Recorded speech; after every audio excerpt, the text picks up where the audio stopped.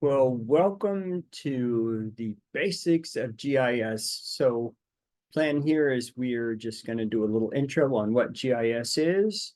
I'm going to show you some examples and break into a little bit of ArcGIS Online and ArcGIS Pro. So with that, here we go. Let me share the screen. Now I will say this one. There we go. Okay. So all you ever wanted to know about GIS, but were afraid to ask. Switch that over. There we go. So yeah, this is what we're going to do. So what is GIS? So that means Geographic Information System or systems, sort of used interchangeably between plural and singular, but they are computerized systems for you to bring together geographic information of different kinds to do analysis and find all sorts of things that you did not know were there. It uses a lot of really amazing tools. And so we can look at how things are related to each other. We can look at patterns. We can see how things work together and so on. Yeah. So some of the tools we have. So there's the hardware involved, which that used to be a big deal, specialized hardware that cost a lot of money and was kind of a pain to use.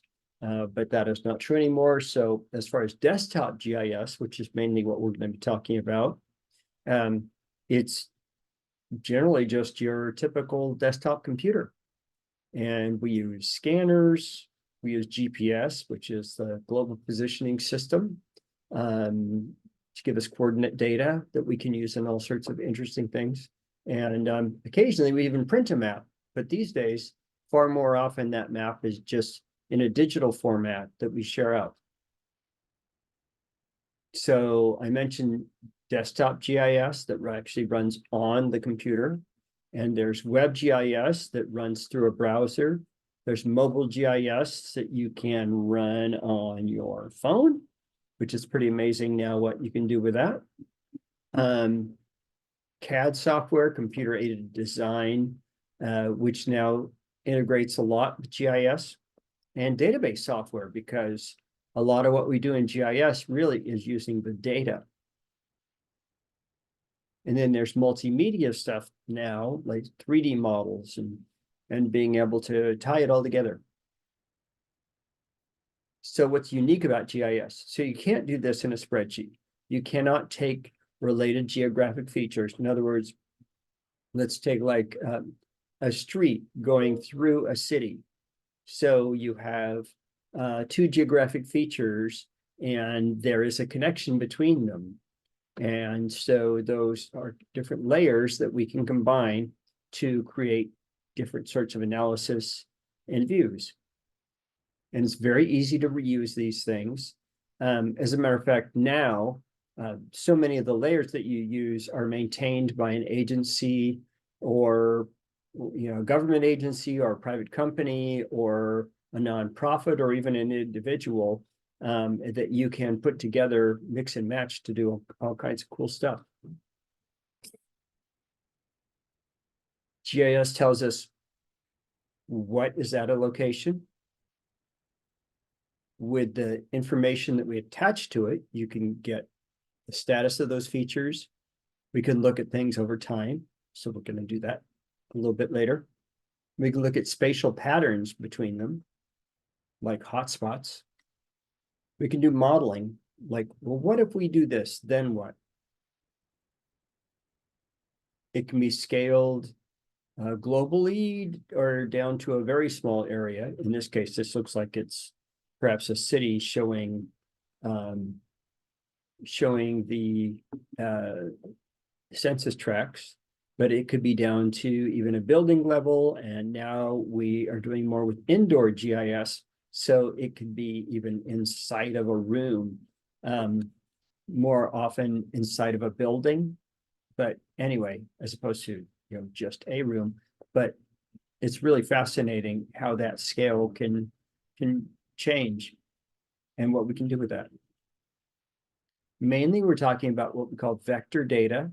There's three kinds of vector data: it's points, lines, and polygons. Points are if you were going to put a pin in a map and say, all right, well, that's that city, there's that city, there's that city. Or if you were going to draw out the city outlines, that's polygons. And then lines are things like roads, rivers, paths, things like this, pipelines. And then we can attach information to these things, which are called the attributes.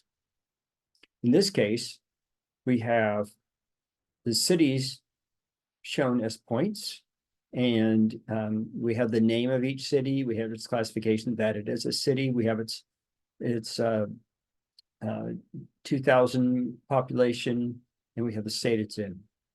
But this can be very long, and I'll have an example of that later on. Another form of GIS data we use is raster data. So imagery is usually what we're thinking of. This used to be a pretty complicated thing to both get and to use, but that's neither is true anymore. So now there is a lot of commercially available, and just you can download data covering much of the world, which is pretty amazing, including at different points in time, so you can do comparison. And then there's drones you can use to gather this data now. So, that's something that, again, used to be a lot more complicated than it is now, but the amount of data and the types of data that you can gather are pretty amazing. I mean, something that you can do quickly. And so those rasters are actually like pixels on your screen. Matter of fact, they are pixels on your screen. And so each one of them either has a color or it's a grayscale. And by the way, not all of this is necessarily something we call imagery. It could be like infrared as well, or other wavelengths, or it could be like you can take an area and break it into a grid and assign different values. But anyway, just know raster data and vector data. So let's take a look at some examples. So let's say we want to identify polluting companies and their proximity to populations and poverty, water features, or schools. So we start with databases and map layers. And this is not easy to interpret. So that first one, boy, I can't even tell you what all those mean. The second one, at least I can tell you those are businesses and where they're located. So, but if we put it together like this is a lot more useful. So we have the level of poverty in these areas. We have the amount of pollutants coming out of each of these locations. So we can see how these things relate. We could bring in this case, we have municipalities. So this is what we call political features. We can add things from physical geography like lakes and rivers. There's school locations, although schools, those could also be in the form of polygons instead of points. So they could be the outline of the school property. We have the ability to identify those features, just click on.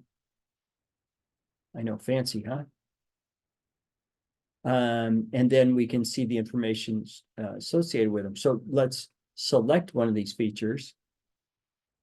And now let's say, okay, from lakes and rivers, give me a 1/4 mile buffer around that. And we can see that those 2 points are selected as being within a 1/4 mile. Continuing with those buffers, let's take the top polluting companies and show the number of schools within 2 miles of these companies. This is just an old list that I have, but I like it because it's just grown tremendously in the last 20 years. Well, okay, since GIS really started roughly 1970-ish, from being kind of a niche technology to something that's used every day now is pretty amazing. And I like this. Instructor should add examples. I think I'll do that. Okay, one of my favorites. So this is from the 2003 fires that we had in Southern California. And so what this shows is the smoke overlay in those areas. So then we've drawn around those to capture the area that is most most serious. And then within that area, we select the number of children. So we can see in the LA, Orange County, Riverside, San Bernardino counties, you had 2 million children in that smoke area.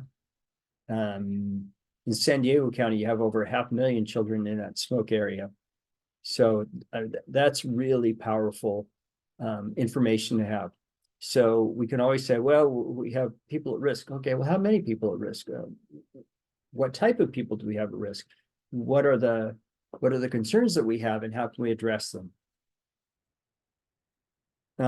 So I've got some good examples here, particularly from Manhattan Beach, since Bonnie is the GIS manager for Manhattan Beach. So this map shows the tsunami inundation along the coastline. So, and you can see the strand there, which is the super expensive houses right along the water, and you can see they are in the water in the case of a 50-foot and above tsunami. And yes, that can happen. These are fire run maps that Bonnie did for the fire department. So when they go to a location in town, like in this case, we're looking at the high school, they can see exactly where it is they need to go. That's a serious issue because be it a corporate campus or a school campus, if your first responders don't know how to find a specific location there, it's going to be a problem. And these are backup power locations and in case of emergency. So they could use these for like you show for the wells, for the sewer system, and so on. This is one from the city of Torrance, and these are heat maps. And heat maps, you can see just what it is. Nobody needs to tell you that red areas are the area where you have a higher concentration of something. In this case, we're looking at citizen requests for service. This is a standard GIS application, which is a siting. In this case, where do you need a school?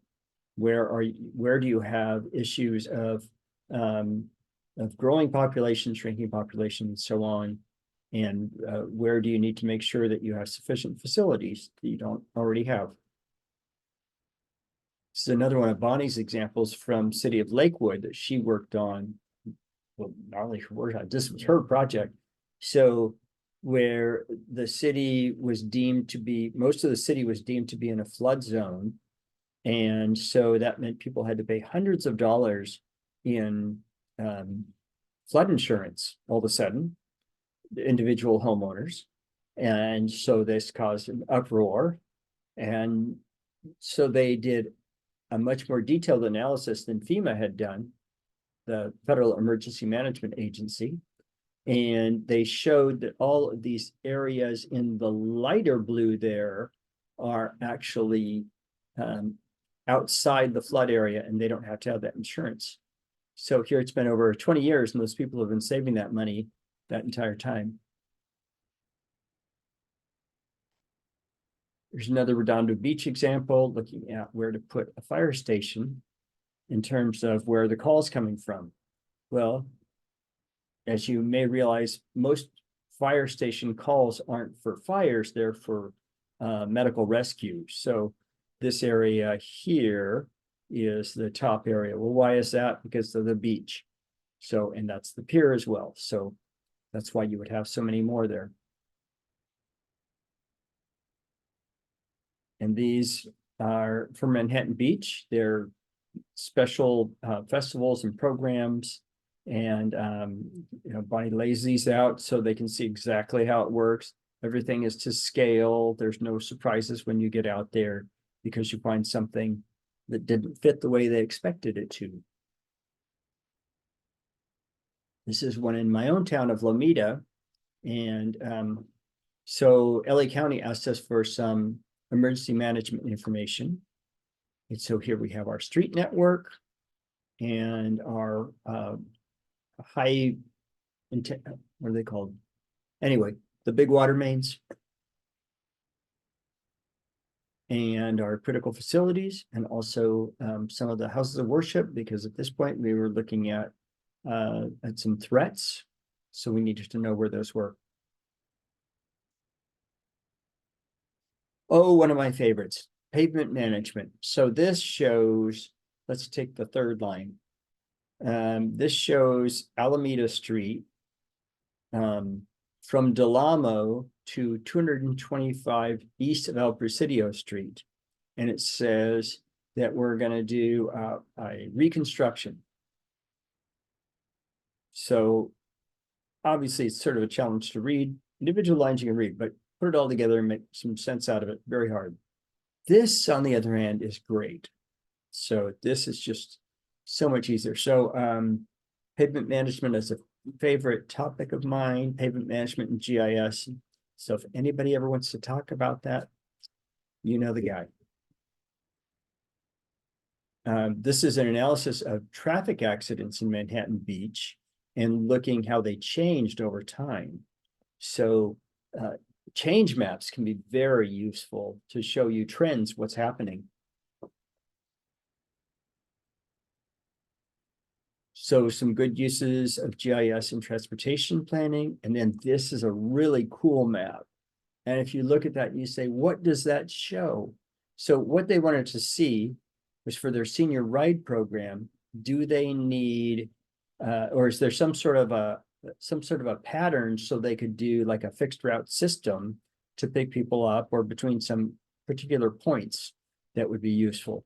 And so they made this map, which just looks like somebody dropped pickup sticks all over the place and there's no pattern to it. So what that showed them was their plan to do a fixed route system would not work.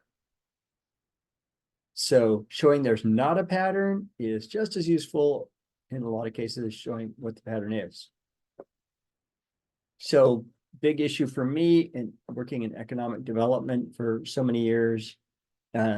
Economic development is what provides our revenues.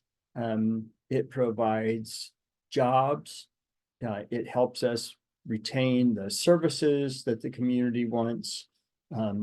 It can eliminate blight. Anyway, a lot of good things here. So here's another good example of tabular data. In this case, this is kind of misleading because these are, as they say, non-contiguous. In other words, these aren't together. Now, they're sort of competing cities in some ways, so that's why they were picked. But if you were to map this out, you would see there's no rhyme or reason to it. So we can use maps to improve our marketing, to demonstrate what's important in our community, and show target areas that we want to develop.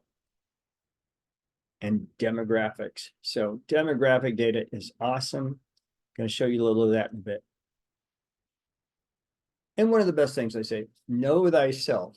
So in economic development, it is amazing how much of what people know isn't true.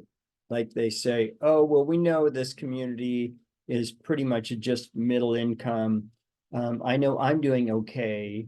This is a specific community I worked with. People say, I know I'm doing okay, but I think a lot of my neighbors, they're on a fixed income and they don't have the money.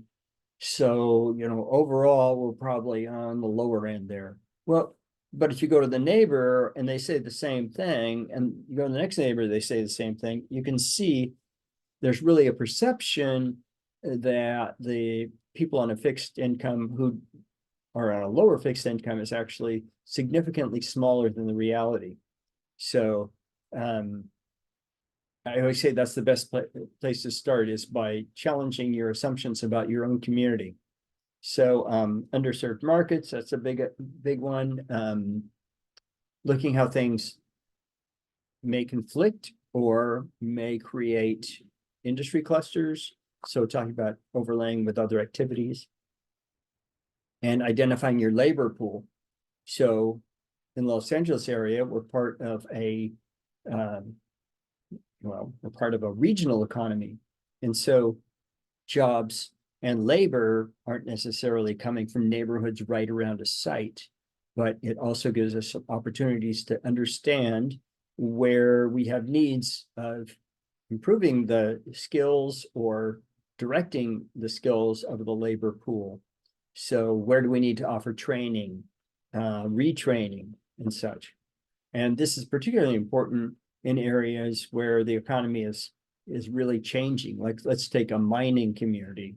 So I worked with a community in China that was getting out of the coal mining business, and they were trying to figure out what to do with all these workers. So, understanding where you're coming from is the first step. Redistricting. GIS is great at redistricting.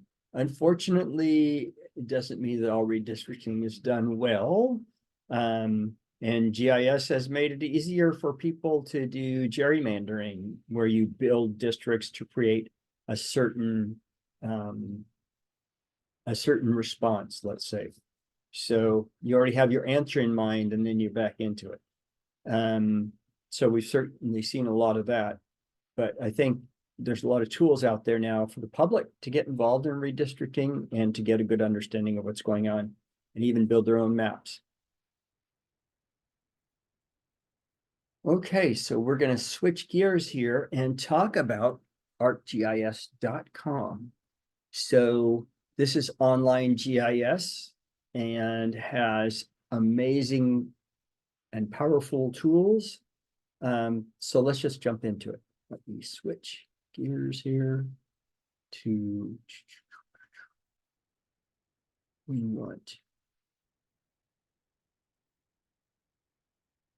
let's start here. Okay. We're going to start with this one. So this is Business Analyst.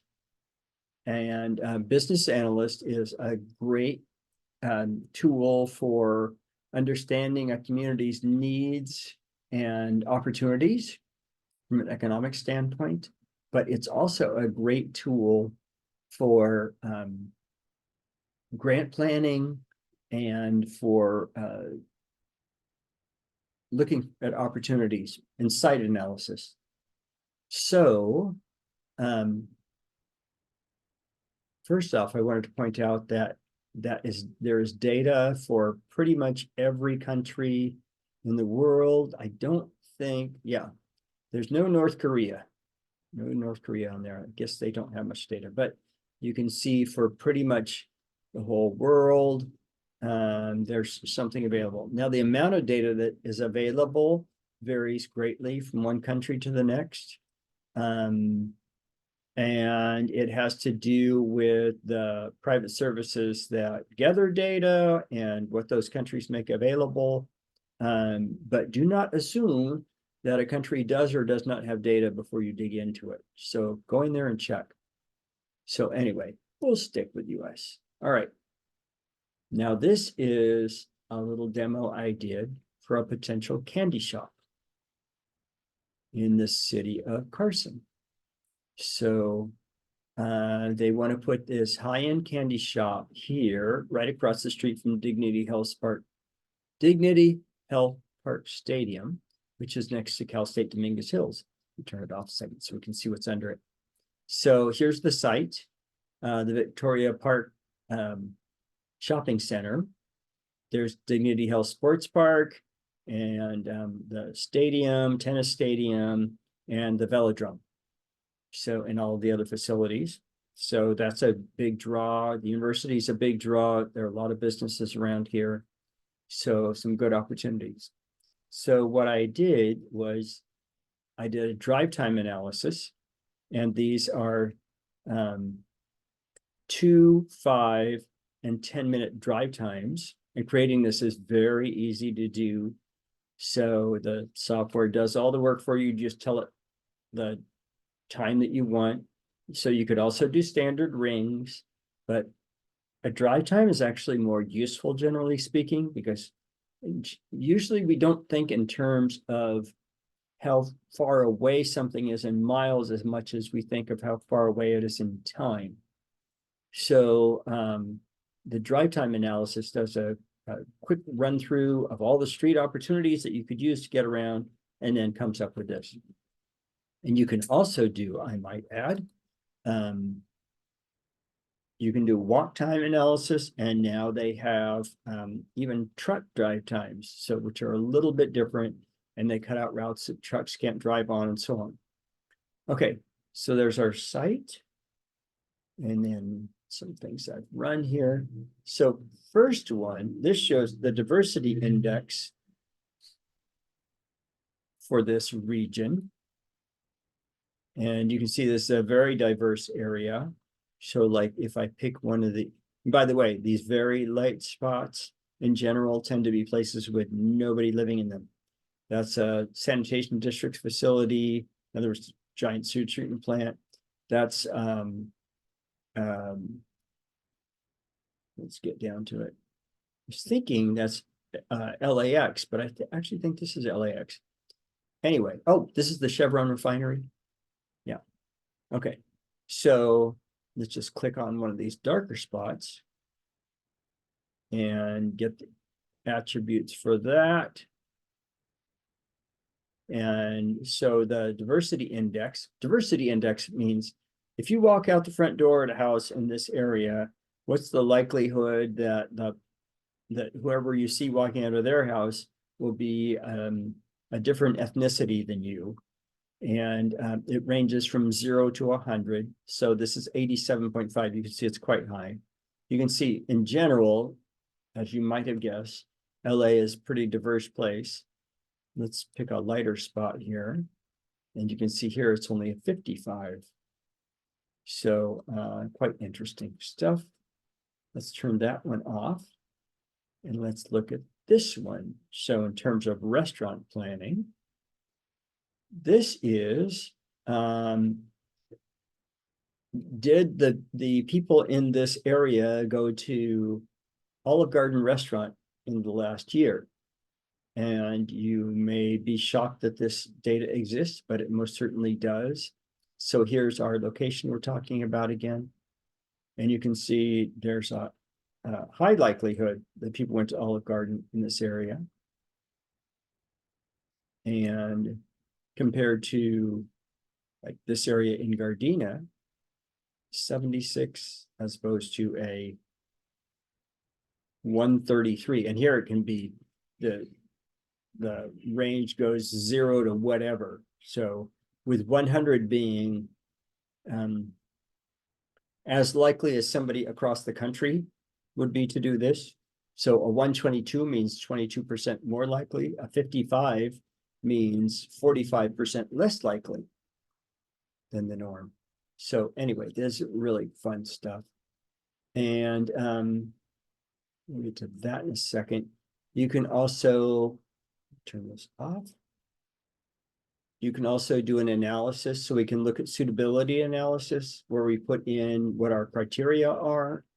We can look for a void analysis of if we have a number of stores already, then where is a location we should be putting in a store that fits our criteria. And threshold areas where you can put in, okay, I want a minimum of this, maximum of that, and all of these things until, and how big does that area have to be until it contains at least 25,000 people? Well, obviously in LA, you don't have to go very long for you to get to 25,000 people. And then we can share our results out as, well, we can just make a PDF. We can make a dashboard. We can do a story map. I'm going to show you that later. And there are zillions being technical with that. Zillions of reports. There's a couple of them. So this is the economic development profile for that site, the 2-minute radius. And so this is based on their nighttime population. So in other words, who lives around the area. And you can see the people in the area drive alone to work. There's 1,000 people who work in the area. So that's actually based on daytime population, these here, and the labor force by those industries. They tend to be homeowners. Here's what their home value is. Here's their incomes. As I said, this is not a low-income area. Especially look at this area. This number, 77,000 is their median disposable income. That's a nice, healthy number. And there's tapestry segments. We're not going to get into that until another day because it's way more complicated, but it's really fascinating way of combining different pieces of demographic data to sort of create a persona. And so they've given these names. So there's the urban villages, persona, Pleasantville, golden years. There's 3 you see right here. And we have their educational attainment. And then we have the same for the 5-minute radius and the 10-minute radius. So that's business analyst. Just a quick run through there. All right, now I want to talk about these lovely things, which are policy maps, the ESRI or ESRI. Old schoolers like me say ESRI, but more often you hear ESRI. Both are fine. So I've gone ahead and opened one of these. So you can see there's a number of them here that you can play with. Just a warning, don't get too involved in these unless you have time, because you can find yourself down the rabbit hole with interesting stuff. Okay, so this is looking at broadband data, and we are in Missouri here, in St. Louis area. And you can see where they have faster speeds and slower speeds. Urban areas in general are going to be faster speeds because it, from a commercial standpoint, makes more sense for companies to have invested there because you get more customers as opposed to the areas with fewer people. But as we zoom in, we can see pockets where, there's a lot of variation. And so this is a hot issue right now because we're recognizing that this is a matter of people being able to participate in the economy and everything. If you don't have broadband, you're kind of stuck.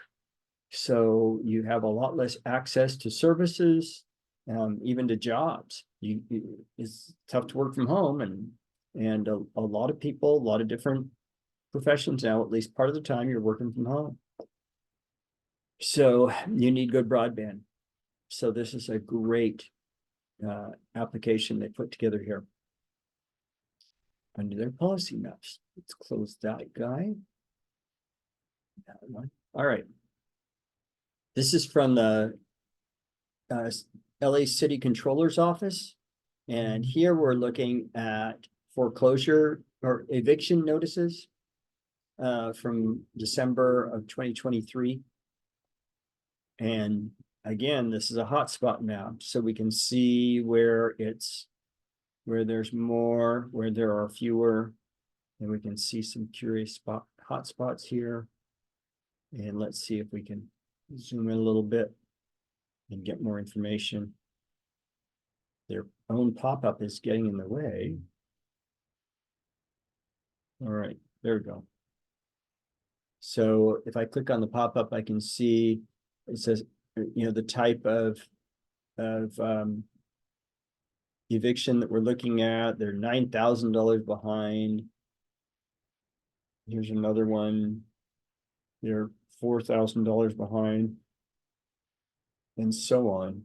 And it gives us the address. So this is useful for us in knowing, like if we're trying to deal with homelessness, one of the things that we have to do is prevent people from becoming homeless. So how do we help people? What is it that they need to be able to stay in their home? So like, if we look at this and we see that somebody's behind $4,000, what do they really need to be able to keep the landlord going and keep the tenant? So anyway, these are really interesting things and something we, as a society, has been delving into a lot more. Okay, here's another fun one, Distressed Communities Index, related to that last one. I know, all the happy, cheerful stuff.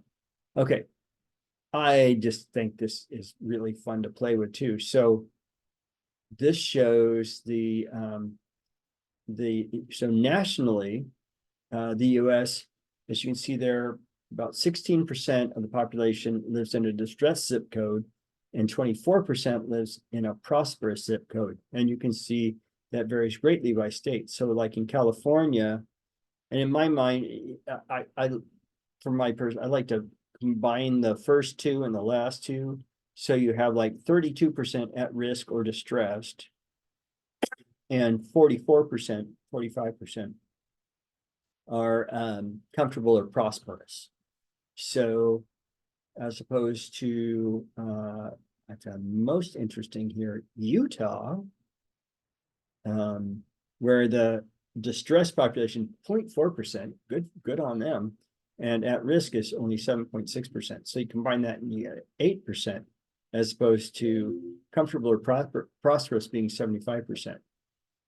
Or going the other direction, West Virginia, where you have 67% of the population is distressed or at risk.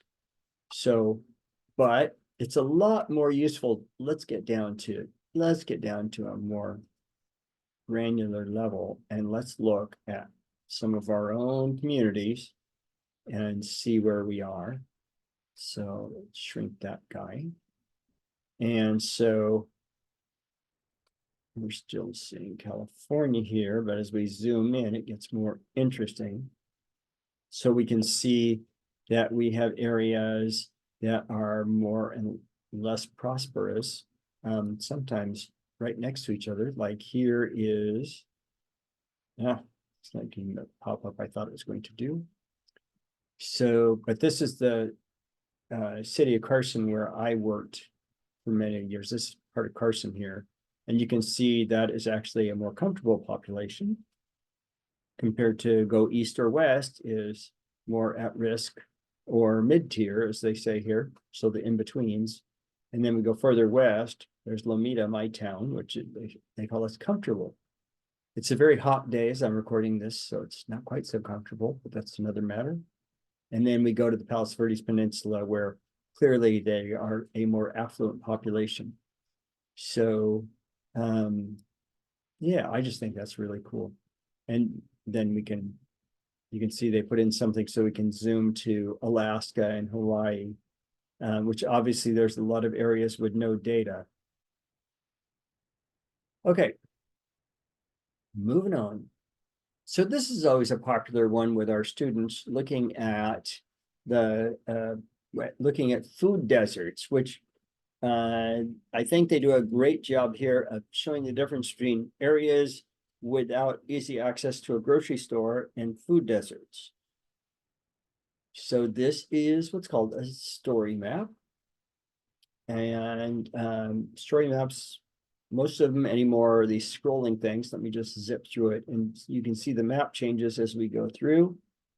And there is other types of information presented here. There are graphics, and so on. This is a great way to share information, though. And one of the things they say in here that I really like is, like if you're looking at a rural area, well, there may not be a grocery store in 30 minutes, but that's not a surprise because you're in a rural area and people expect and are fine with driving to one. But in a lot of urban areas where people may not even have a car, that's going to be a bigger problem. So you can see here these different layers that they are showing, and we can click on those to interact. I don't want to do that right now. and then some data. But anyway, really fun stuff. And then we can just hop right to some of the parts. So I like that one. Who doesn't like a good story map? If you don't, you just haven't met one yet. But this is a nice example. And this really explains some stuff. So if anybody wants to do a project on food deserts, I would suggest taking a look at this first. Okay. Speaking of this one's called the tool for heat island simulation and looking at urban heat islands. Now this thing is very word intensive, shall we say? But it's great. So it tells you everything you need. This is obviously very academic, but there's nothing wrong with that. And we have the statistical analysis included and everything else, all this good stuff. But yeah, I think that's a pretty cool thing. So in this case, their output isn't even a map. It's this tool they've created that you can use to examine any area. On to one of our favorites, CalEnviroScreen. This thing's been around for, well, I won't spoil it for you. It's been around for a few years now. And it is something that is useful, not just for looking at their information on here and going, oh, well, that's interesting or useful, but you can actually use this in your own projects. So this shows what's behind it and mapping tools that are included in it. And the data dashboards, the analysis. Anyway, it's actually really well written. And you can see here, you can click on this and you can just download the whole bloody thing. And they have all these useful reports and things that you can use as well. So CalEnviroScreen combines a number of indicators, as they call them, to come up with where they think there are areas of particular concern throughout the state. And so it's based on a couple of different kinds of indicators. So they're all based on environmental or population characteristics. And so we can look at these things. Here we go. The exposure indicators, we have ozone, we have 2 PM particulate matter indicators. We have lead risk from housing, which that is a shrinking one, luckily. Traffic impacts, toxic releases from facilities, pesticide use, and drinking water contaminants. And then we have these environmental effect indicators, which I've always thought this part was just a little sketchy, but some of them are better tied together than others. There are things like asthma, low birth weight, and cardiovascular disease that those show that there have been some impacts in an area. And then we have socioeconomic factors like education, housing, linguistic isolation, poverty, and unemployment. So you put all those together. By the way, you can also dig into any of these and get a lot more data on it. And they map them out individually as well. And so that leads us to, they've done a story map to celebrate. I guess this is a little older now, but they were 10 years old. So this is pretty interesting. And they have some nice materials on here. And the purpose of this, so just some good explanations of it, how it's been used, how they see it being used going forward. I hope this is not too messy on your view. What it looks like and how then you can use it, some stories about it and so on. So let's look at it. So this is, I think I have it open twice here. Let's just jump to this one. So this is the actual application. And we can see the Central Valley tends to be pretty impacted. LA area, the central areas impacted, as well as the Inland Empire. But the why is a big question. So then you want to look at the indicator maps, which is the maps for each of those individual areas. And they have an explanation there on how that works. So here's the pollution burden percentile. And a lot of these things are based on percentiles. So, which I have a little bit of a quibble with that, because like if you're talking about drinking water, and you want to say how clean is your drinking water? Well, the vast majority of California, the drinking water is good. But if you do percentiles, then you have the absolute best here, and you have the ones down here are still good.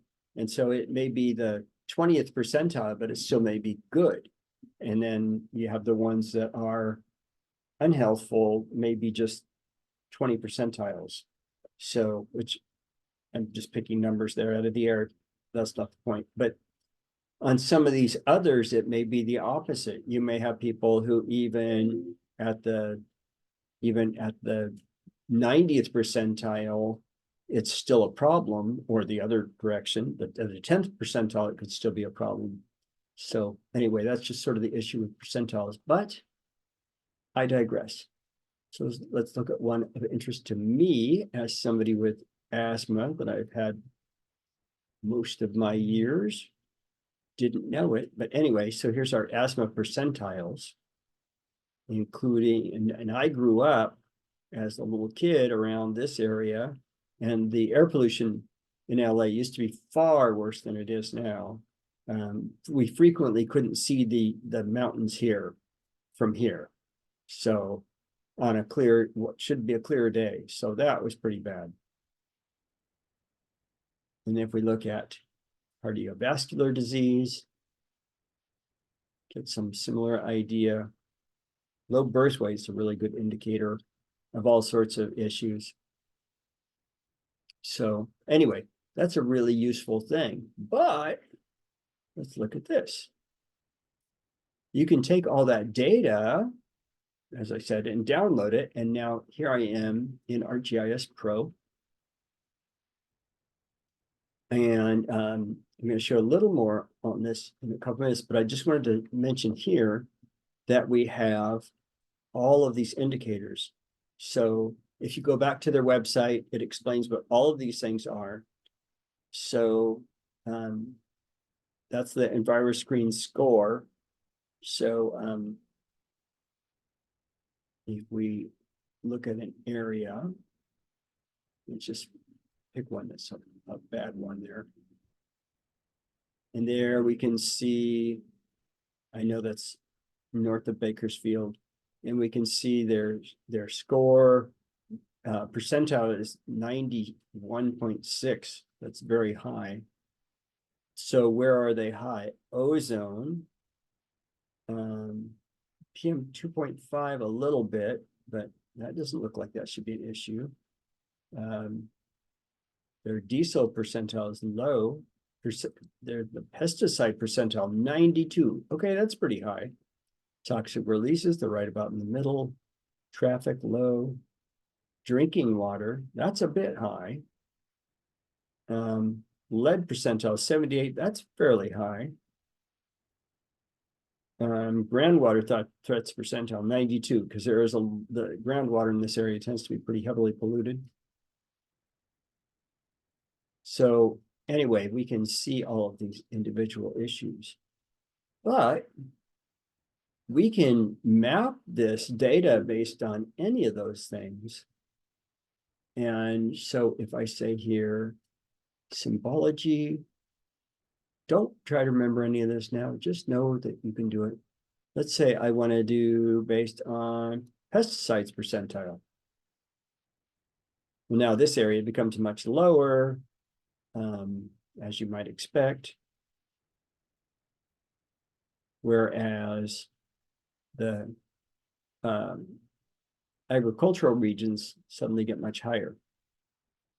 And by the way, I could lighten these lines between them easily enough here. Let's just do it. Let's get fancy here, shall we? I want to format all symbols, and I want to make the properties outline color. And we're going to make it very light. Why? Anyway, that's a lot easier to read through now. Anyway, I know, big excitement, but these things matter. So we have all of these fields of data here in our attribute table from Calendvirus screen.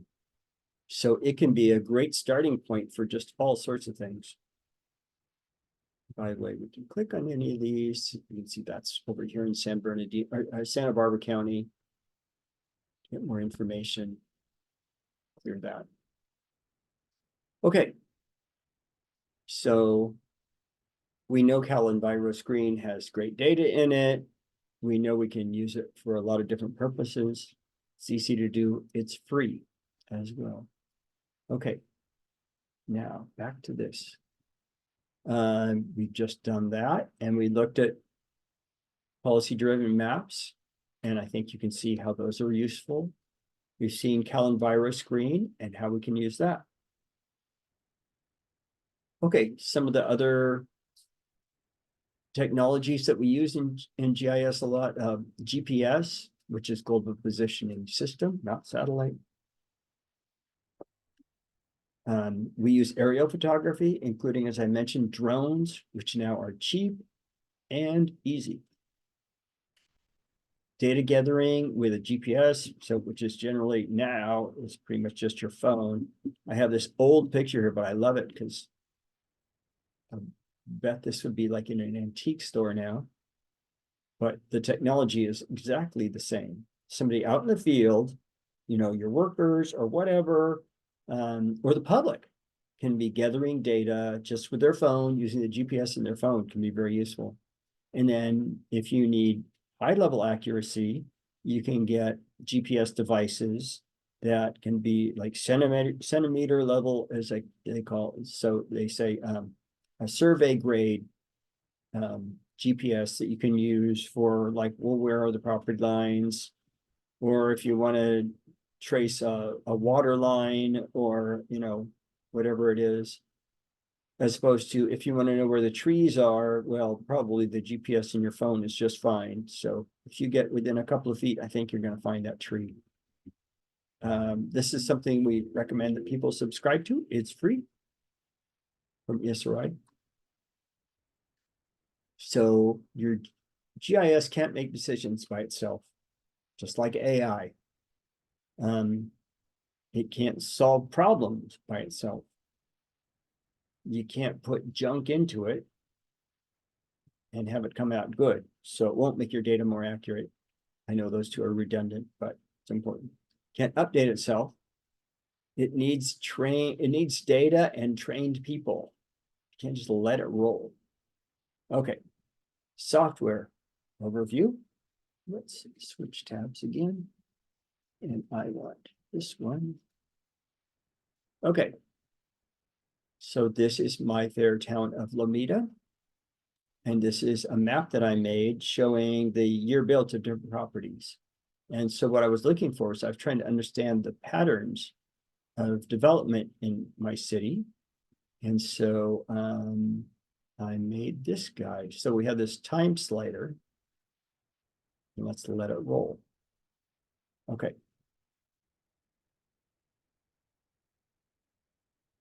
And for some reason, there we go. So we can see just a sprinkling around town. We're in the 30s. We say major development in the 40s. So what's interesting here is the pattern is again, there's not a whole lot of pattern. Lomita was generally not developed in large tracts. So things tend to be developed around the same time, but so the only large tracts we have were some of these homes in here, these homes in here, and this area on the southern end of town up on the hill. So let's see what we got. So this is the table of contents over here that you'll have open most of the time. If you accidentally close it, you can just go to view and turn the table of contents back on. All right, so I have turned on here. Let's turn that off. Here's our new council districts. There's my house right over here. This is lovely District 4. I'm a council member as I record this. So the table of contents is where you add data, you move it around here. Let's go back to map here. And you can do a number of functions here. Anyway, table of contents. You notice up here, these change depending on what I have. So like if I click on this layer, now you'll see there were some changes up here. If I click on this layer, looks like we're getting the same thing. If I have a layer that's different kind of data, it will change what's available up here and what's showing. This works like a ribbon interface, like Microsoft Office. So if I go to insert, these all change. Analysis, view, edit, so on. I just want to show one of these, what you do, because this comes up a lot.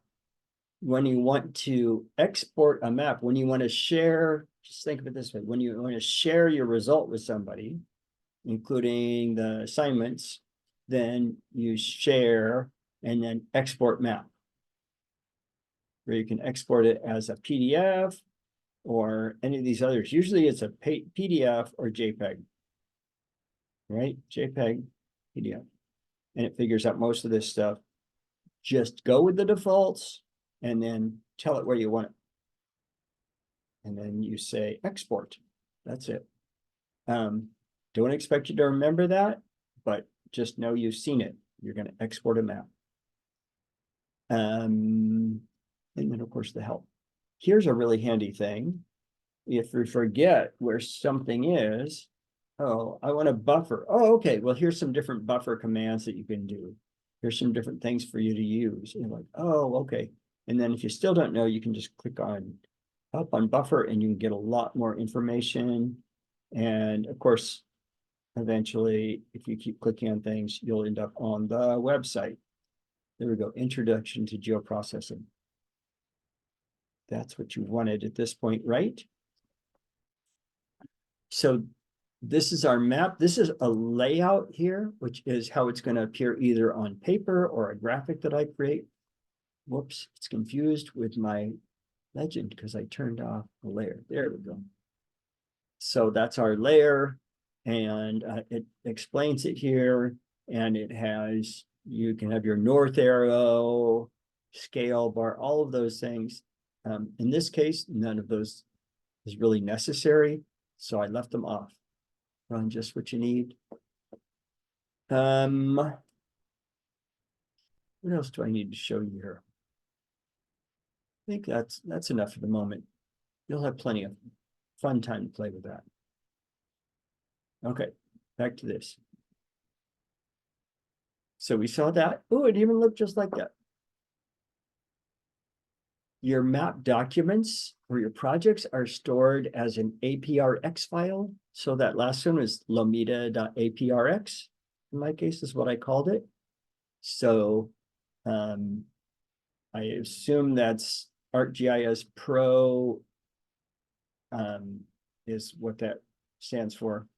And so that file, that lomita.aprx, does not contain a map.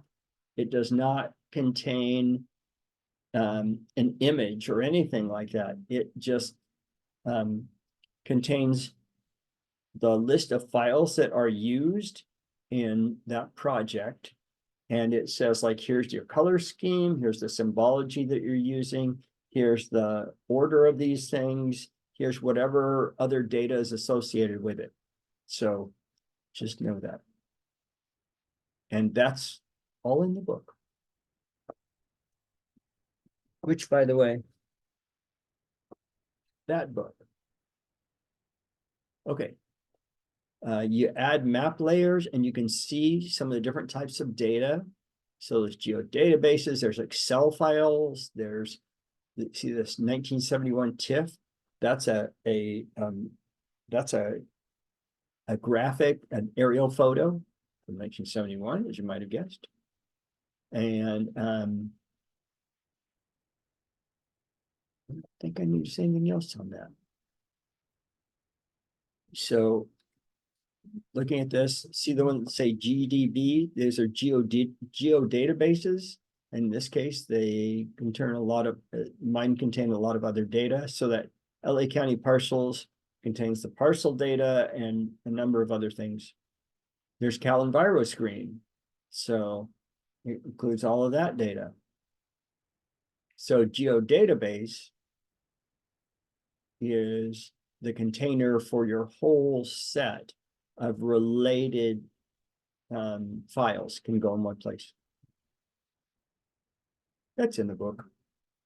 And then Art Catalog is something that you'll use to manage your data. Oh boy. So the toolbox, there are over 2,000 geoprocessing tools. As I said here, in 40 toolboxes, and it's probably growing at least every week. So you don't need to know what all these are. You just need the ones that you need. And there will be ones here that you'll use that other people don't use, and ones that other people use that you don't use. So you may not be doing something with the ocean where you use the bathymetry tools, but somebody else, including a number of our students in the past, our civil engineering students, have been doing like tsunami modeling where they use the bathymetry tools. So just know there's a lot there. These things have already been put together by other people and you can use them. It's really cool.